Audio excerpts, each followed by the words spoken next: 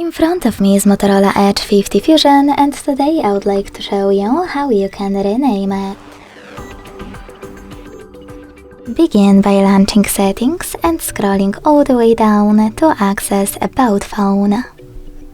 Then hit Device Name section next to Storage and type in wherever you want to. In my case, Sunny. When you finished, hit OK and then confirm your choice by tapping OK in the second pop-up, this time about visibility.